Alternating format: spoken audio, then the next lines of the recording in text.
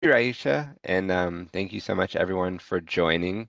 As Raisha said, yes, we will have plenty of time for question and answers at the end of the presentation. If you do have any questions during the presentation, feel free to write them in the chat, and we will wait until the end to go into those questions.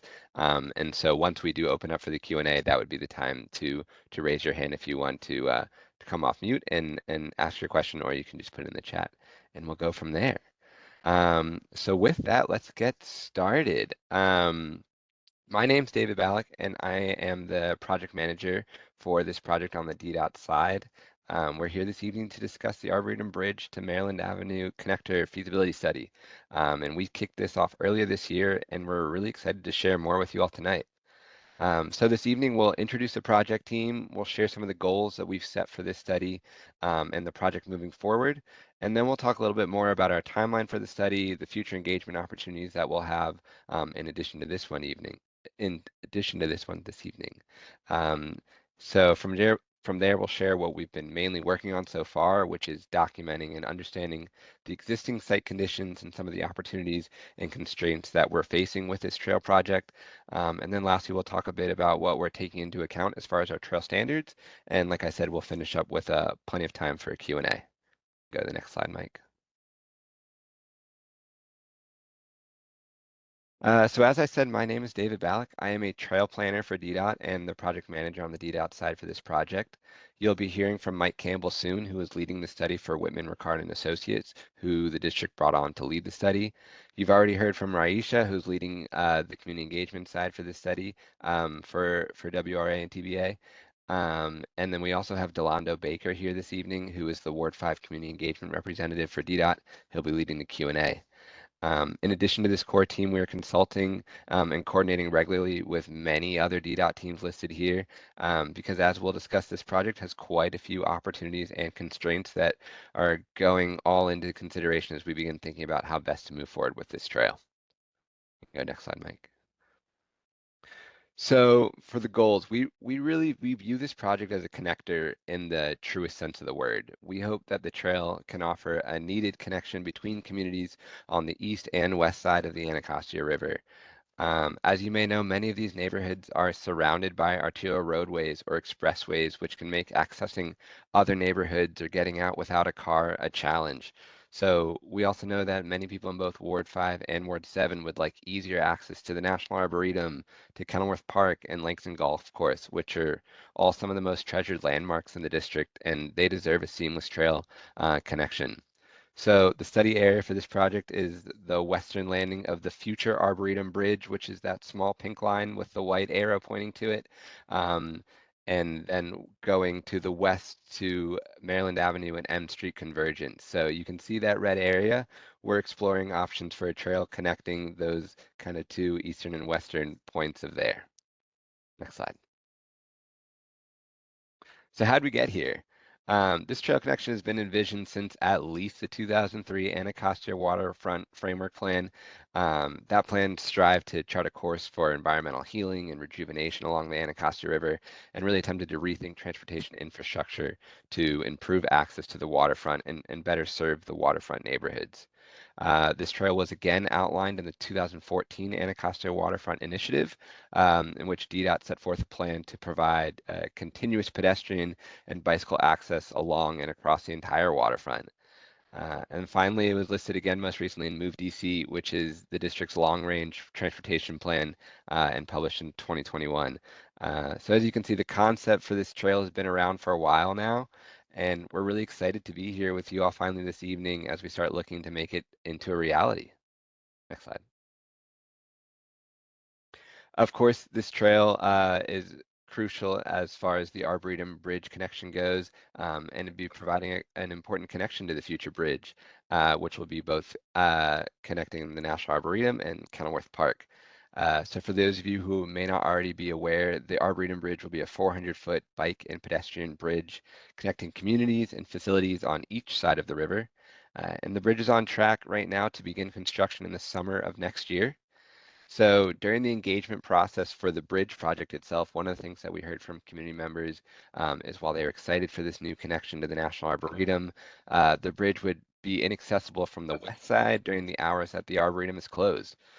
So while the connection to the Arboretum is very important and valued, this constraint really helps spur the study we're undergoing now for this trail connection to not only provide another access point to the bridge, but also try to extend the time of which the bridge and the trail would be accessible.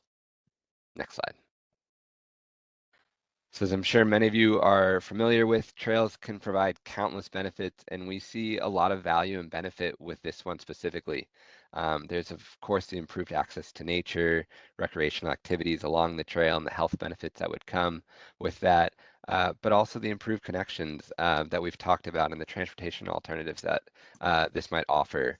For example, for the most recent census, for many of the neighborhoods, 65% or fewer of households have access to a vehicle, and there are places, these are all places that are surrounded by 295, Benning Road, and Bladensburg, which can make it really difficult to get around without a vehicle. So our hope is that with this trail, in addition to the bridge, this can really help connect those communities to the growing trail and bike networks that we have in the district, and also offer households with limited vehicle access a safe and affordable alternative.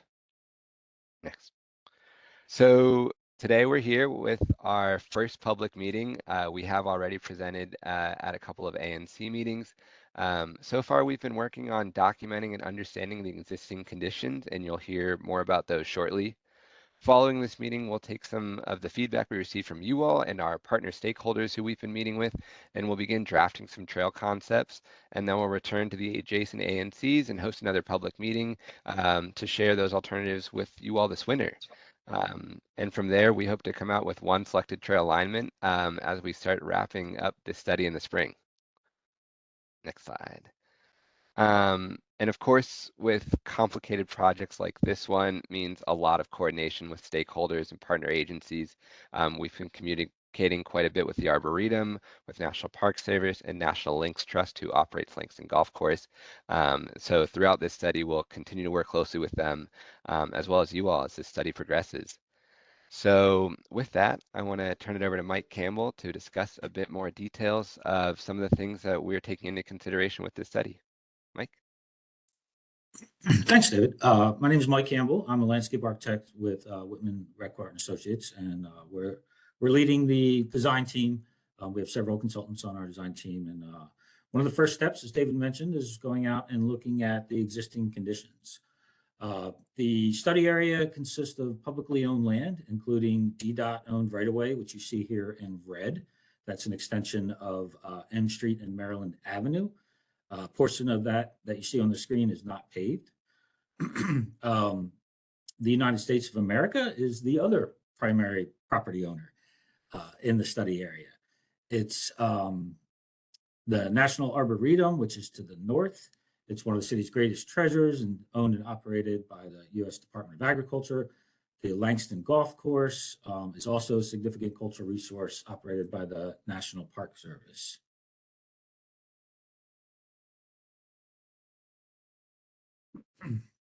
So in addition to providing transportation alternatives, connecting communities to these resources is really the ultimate goal of this project. As David mentioned, currently these resources are not really easily accessible to the communities on the east side and the west side of the Anacostia River. Besides the Arboretum destinations, also include local neighborhoods and other amenities. Critical access points to this project are the M Street and Maryland Avenue intersection to the west, and as David mentioned, the Anacostia River Trail and the future Arboretum Bridge to the east.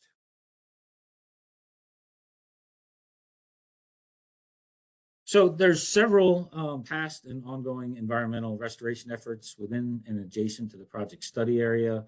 The driving factor for much of this effort is the city's Sustainable 2.0 plan, with the goal to make DC the healthiest and greenest, most livable city. Efforts to meet these goals identified in that plan are further addressed in the Anacostia River Corridor Restoration Plan, which is anticipated to be released this fall. There's also ongoing efforts such as the Anacostia River Sediment project, which will reduce contaminants in the river.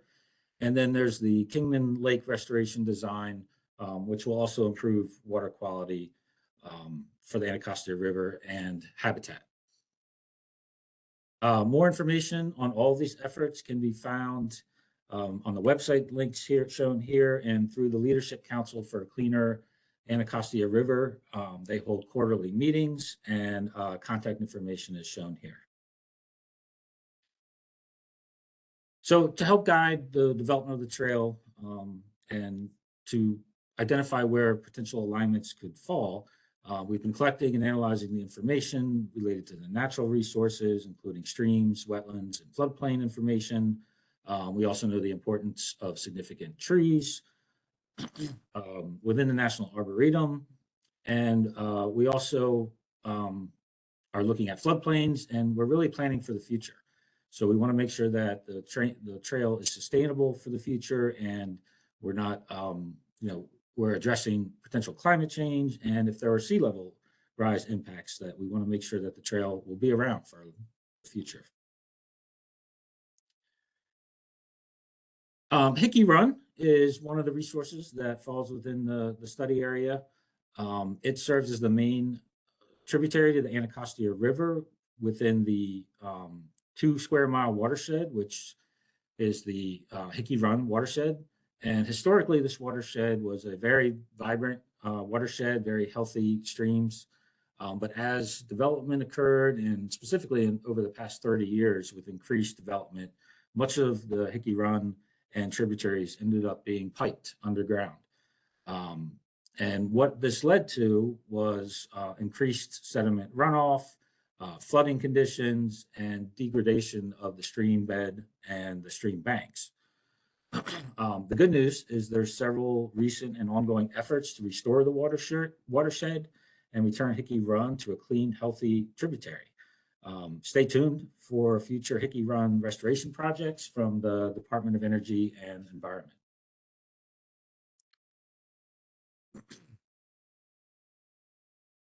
We also know that specimen trees are very important in this area. We're very fortunate to have a great forest canopy with the adjacent properties on the National Arboretum, as well as a very good amount of significant trees within the Langston Golf Course. So we want to ensure that the trail alignments are taken into account to minimize impacts to those trees and to the forest surrounding it. These forested areas provide a critical habitat for numerous land-based and aquatic species. In addition to what you would typically find in a healthy forest, the study area has also identified as being good habitat or potential habitat to find several endangered species, including the northern long-eared bat, the tricolored bat, the monarch butterfly, and there's also several temporary shallow wet areas, and these are known as vernal pools within the study area, and these pools are critical to providing amphibian and invertebrate habitat. So we want to make sure that our alignments are minimizing or not impacting these resources. The existing terrain of the site also presents challenges. There are several areas that have steep slopes that are greater than 25%. Often these steep slopes have conditions with unstable soils and really should be avoided when trying to lay out a trail. We don't want to have to provide significant amount of cut into the earth or fill. And so avoiding those steep slopes will really go a long ways into minimizing those impacts on the trees and the other sensitive environmental resources. In addition to the great environmental resources in the study area, there are some pretty amazing cultural and historical resources. The Langston Golf Course is the oldest African-American men's and women golf club in the United States. It's rich in history, and it really continues to serve the community as both a recreational and a historic resource. And we're lucky to have them as a partner in this project. But not to be outdone, we also are fortunate to have the National Arboretum as an adjacent resource and a key destination within the study area. The Arboretum was established in 1927 and really serves as a world-renowned botanical research center and public garden. It's visited by several 100,000 visitors each year from all over the world. So given the proximity to these great historical and natural resources and the potential for federal funds to be possibly used in the future for future design phases or for construction, the project will most likely require close coordination and review by the DC State Historic and Preservation Office to ensure that the project is in compliance with the Section 106 of the National Historic Preservation Act. And because this is locally funded feasibility study at this stage, that coordination will happen at a future stage of the design. So obviously the study area is rich in cultural and natural resources, and really it offers both opportunities and constraints that we need to consider in the development of our trail alternatives. While the National Arboretum is a great destination, it is a gated facility and it is only open to the public from 8 to 5, which limits the opportunities for 24-hour access of the trail users. The Langston Golf Course is also a great opportunity, as I mentioned, for access to cultural and historical resource. And there's really opportunities for a potential shared use facility through the Langston Golf Course that can both provide access and be adjacent to that recreational resource. The study area does present challenges related to topography, as I mentioned, with the steep slopes, and really drainage patterns also need to be considered. We want to make sure that we're also designing for a fully ADA accessible trail that is comfortable and accessible for all users. So now that we've reviewed the existing additions, I wanted to talk briefly about what a trail or pathway actually is. So many of you, I'm sure, have been on a trail or have seen a trail at some point, and especially with the great number of trails that fall within the district. And there's several design requirements that go into the trail if it's going to be considered an alternate mode of transportation. So the first is that the trail needs to be 10 foot wide. And what this does is the 10-foot width allows for safe passage of bicyclists and pedestrians in both directions. And then the trail also requires a clear space. So we want to make sure we have at least a 3-foot minimum clear space on the outside edge to allow room for someone to pass, or if someone needs to pull off the trail for an emergency, it's a safer situation. The trail also most likely will be a hard surface. This allows the trail to meet the accessibility requirements, and it does allow for easier maintenance and operations. The trail also, as I mentioned, is used for both walkers and bikers. So it's designed to share that space for both of those activities. So safety is a critical part of any trail project. The proper layout of the trail, the curvature, and the slope, we need to make sure that we're designing those to safely accommodate bicycle speeds. But there's also safety considerations, including incorporating crime prevention through environmental design tactics. This would be minimizing blind spots along the trail or potential hiding places, ensuring that there's sufficient signing. So we want people to know where they are, know what their destination is, and make sure that signing is clear and concise. Posting of trail usage, the timing and the rules of the trail, and maintenance, really ensuring that the trail is designed so that it's easily maintained. I know resources are limited with DDOT, but we want to make sure that it's designed so that it can stay clean and be safe. So lastly, a major component for any trail project, especially in DC, is how drainage and stormwater runoff is managed. Because the trail will be converting a non-paved area that exists now into a hard surface or paved surface, we will be required to treat and manage the runoff that comes from that facility. There's several options for addressing this. We typically try to do low impact stormwater management options. This could include uses of pervious pavements. This allows the water to filter through the pavement itself into a stone storage bed and then infiltrate the ground, so really limiting the amount of runoff.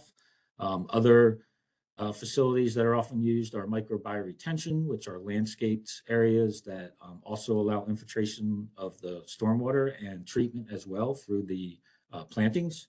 And then there's vegetative buffers. So vegetative buffers along the trail can be used to filter any sediment runoff that comes from the trail, and also provides an aesthetic benefit as well. So where do we go from here? David walked us through the schedule earlier.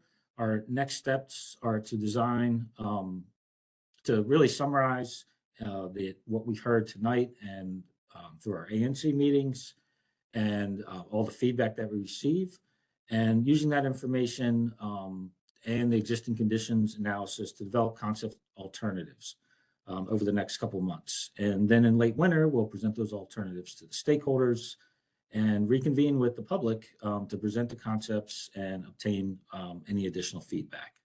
And finally, we'll prepare a feasibility report in the spring.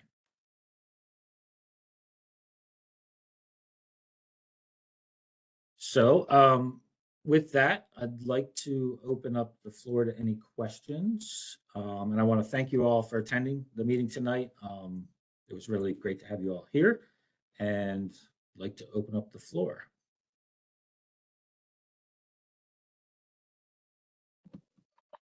Hi, my name is Delando Baker. I'll be going over questions tonight. I'm the Community Engagement Specialist for Ward 5.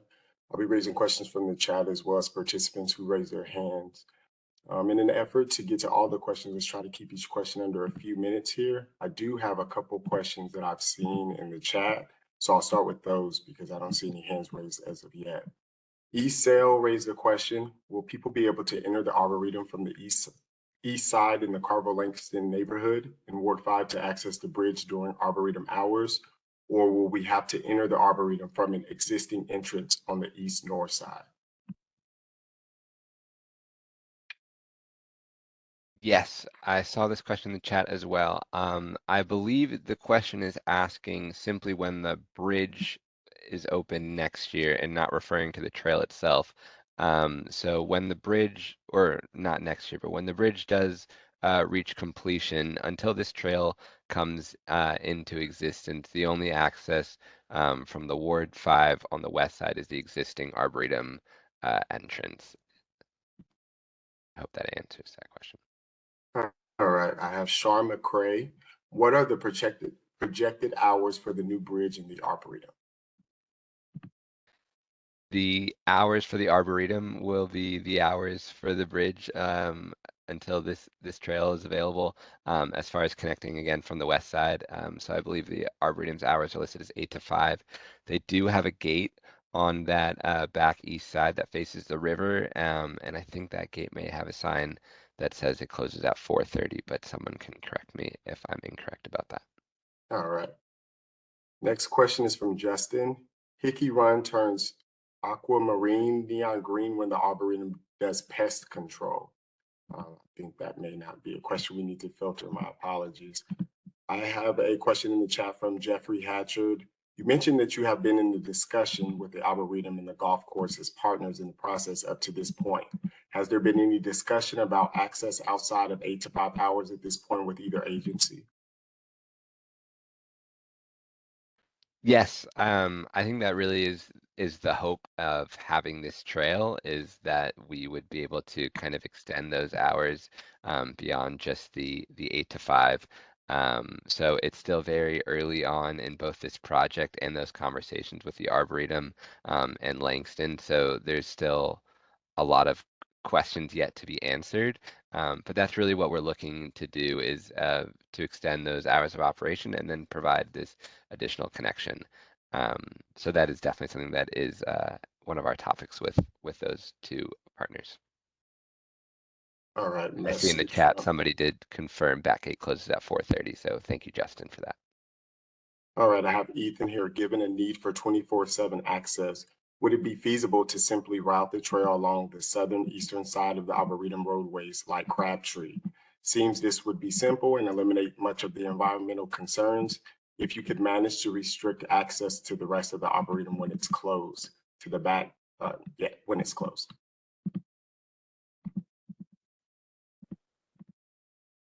Yes, thank you for this comment. I think this is definitely one of the potential alternatives that we're considering. There is, of course, the issue of the Arboretum gate, and then making sure that the Arboretum is okay with however this arrangement ends up coming to be. So routing along the kind of Arboretum's edge along the gate will be something that we're looking at, but the point of this study is to kind of consider all the options. So we appreciate this comment as far as one of the possibilities. Ian Carroll raises the question, along with walkers and bikes, mopeds would find the connector popular. Let's see here. How would you prevent motorized vehicle use?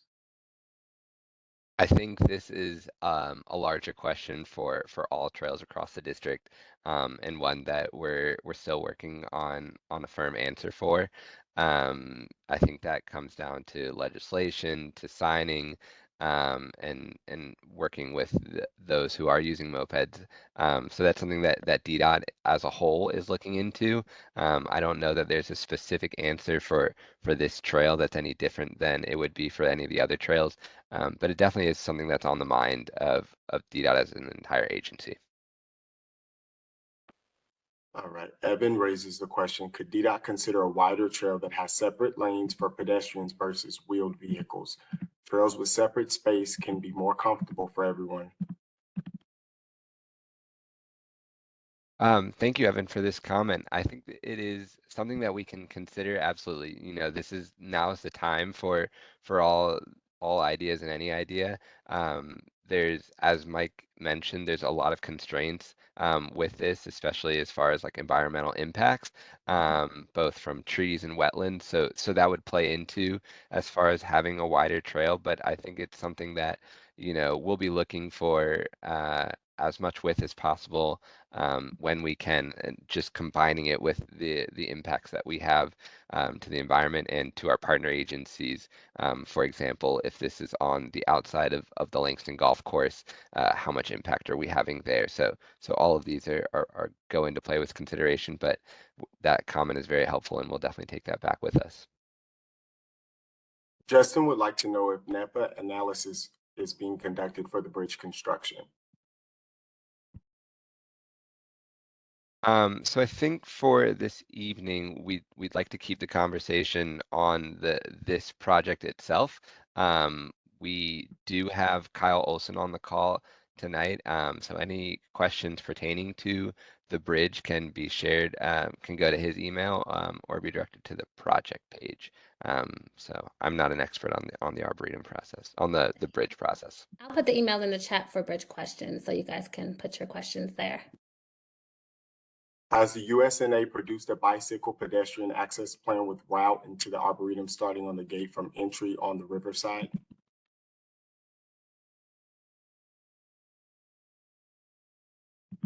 I'm not sure about that. That's a good question, Pat, and something I can look into. I don't know if anyone else knows better than me on that. I'm not aware of an access plan, but I can definitely look in to see if that's a possibility. Grace asks, when might this trail be built and what would the connections be to the bike lanes on Maryland Avenue, Bladensburg Road, and points further west? This is a great question. As far as the timeline, I don't think we're ready to give an answer on that. And we might have a better answer as far as at the next public meeting once we have some alternatives that we're starting to look at and have a better understanding of the constraints that those might have. So this feasibility study will take us to the end of next spring. And then if you start thinking about, okay, we then will need to go into design, this feasibility study, we hope to take us to 15% design. So it's probably another year or two to get to 100% design and then moving to construction. So we're still a few years out from construction for this actual trail, but we're excited to be here tonight. And then as far as connections to the bike lanes on Maryland Avenue and Bladensburg Road, that's something that we'll definitely be considering as we embark on our strategic bike plan. So in case you all haven't heard, we're beginning the process now for kind of a 5-year strategic bike plan. And so we're taking into account active projects and future projects and deciding from there with community support on how best to prioritize future projects. So that's something that we'll definitely be taking a look at with that. Pat raises the question, how is this project coordinating with the river restoration work? This is something that we are coordinating with DOEE. I did see DOEE, at least one person on the call tonight. And so we are trying to have regular meetings with DOEE to coordinate both for this project and any potential Hickey Run projects that do come down the line, because a Hickey Run restoration could be something that's in the works as well. So it is going to take quite a lot of coordination. And that's kind of why we're here tonight, and what we're doing with this feasibility study. If there's any more specifics, I'd be happy to get into that, but not sure where the question was going. All right, I don't see any more questions in the chat as of now. If there's anyone who would like to raise their hand, feel free to do so, and you'll be able to ask a question, and I can let you in.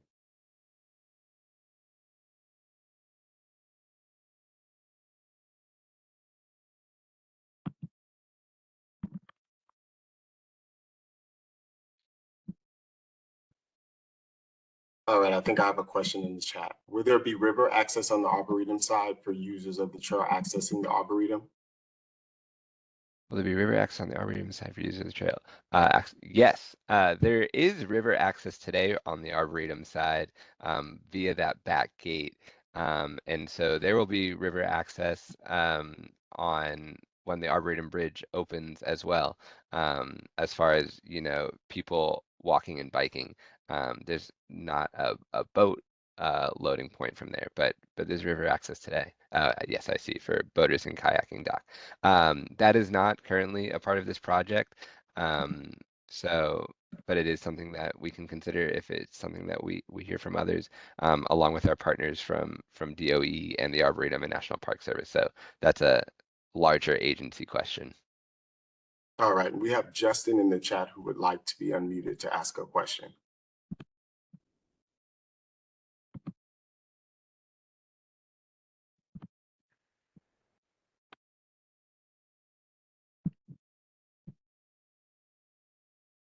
Justin, you have the floor. Hey, can you hear me? Yes. Okay, awesome. Yeah, I was asking before if you guys had done or had conducted any NEPA analysis, National Environmental Policy Act analysis for the project. I know I mentioned the bridge, I know it's a separate thing, but since there's a lot of projected vegetation removal, and about the Arboretum and Langston Golf Course area, if you guys had conducted that or will be. Thank you. Thanks for that clarification, Justin. Yes, we will be going through the NEPA process for this project. And so some of that is the point of this study, is to document some of the existing conditions, figure out where the trees are, figure out where any potential wetlands are. So we will be absolutely going through with the NEPA process for this project. All right, I don't see any more questions in the chat or any raised hands.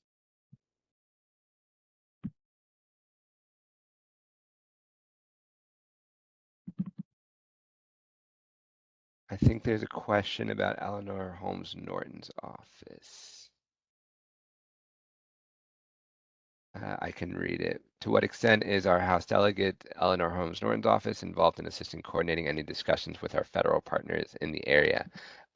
We have not yet engaged with Delegate Holmes Norton's office, but this is a great flag and something that we can take back as we continue coordination, especially with the Arboretum folks, because I know they have a lot of coordination with their office in Congress as well. All right, now I have a hand raised, Pat Jackman. I'm gonna let you in, unmute you.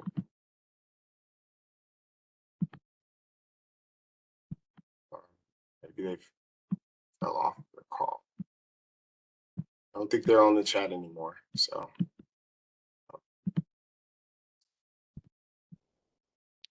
Pat, you have the floor.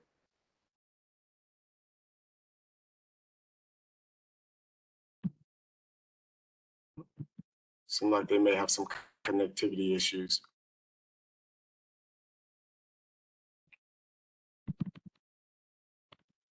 Okay, well, they put it in the chat. For construction of the trail along Pat, are you there? Yeah, hi. Yeah, I had a hard time getting off the mute. I did put my question into the chat. So for this construction along Hickey Run, how are you planning to control sediment runoff? I am a sculler on the river, and in the area of Hickey Run, the silting is very severe. There's shoals there. Sometimes you cannot pass through that area of the river safely. What is the plan to control any kind of siltation in the river?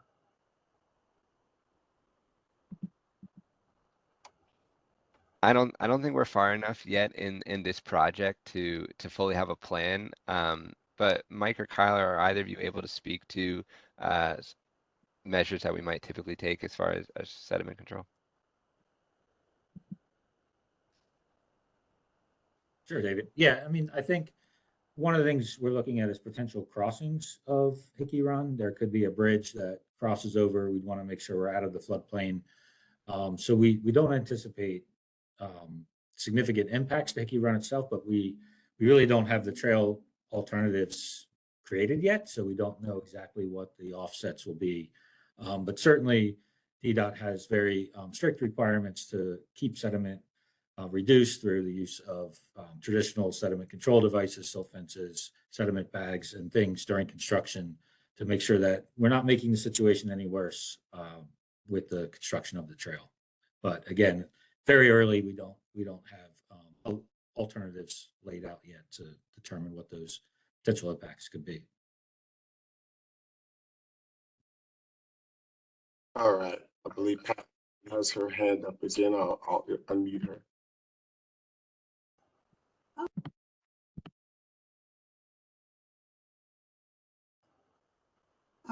I recall that the director of the U.S. National Arboretum at one time mentioned that Hickey Run was being impacted during the construction on New York Avenue with Costco and all that shopping area and so on and so forth. And that caused a problem on Hickey Run with a lot of sedimentation and runoff and probably pollutants also. So I'm hoping that the development of the trail so close to the tributary is taking all this into consideration.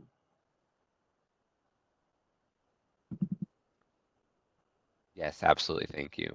We appreciate you flagging that, and definitely something that we are taking into consideration, and even taking into consideration as far as our alignment goes, as making that decision for the best possible alignment for both the environment and for trail users alike.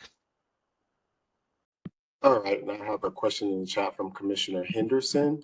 Does the NCPC have a role in the approval process?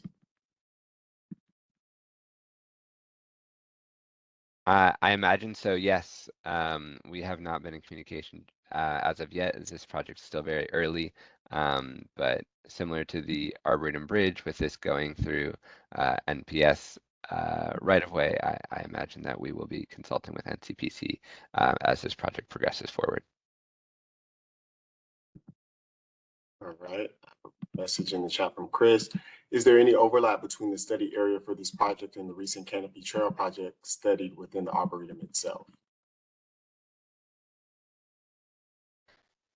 The Canopy Trail is in the very northwestern limits of this study area. So I don't imagine that there will be impacts, but it is a possibility and something that we are aware of as we are considering alternatives.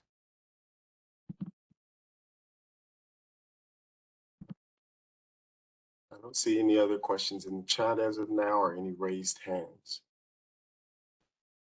Are there any more questions the residents have of the community before we adjourn this meeting?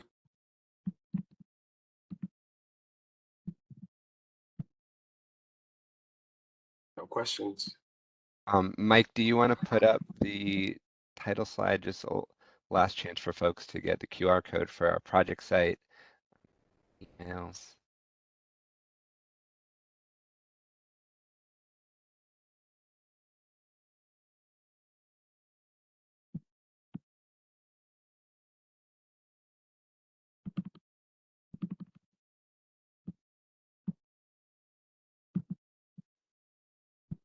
Well, while Mike gets that up, thank you everyone for your feedback throughout this evening, for joining us tonight. We really appreciate your time to come and share your thoughts about this project. As we've mentioned throughout, we are really excited to be moving forward with this project and plan to be in touch regularly throughout the process. We're excited to take back what we've heard tonight as we get ready for our concept alternatives, and hope to be back with you all soon this winter and into early spring as we share what we come up with. So thank you all. You can stay connected with the project website, which is at this QR code, and feel free to send me any questions that you might not have gotten to ask tonight. All right, and at the close of the meeting, you guys, if you hang on, just fill out the Title VI survey. That really helps us out for these meetings. It's a really quick survey. It'll just show up as soon as we hang up, okay?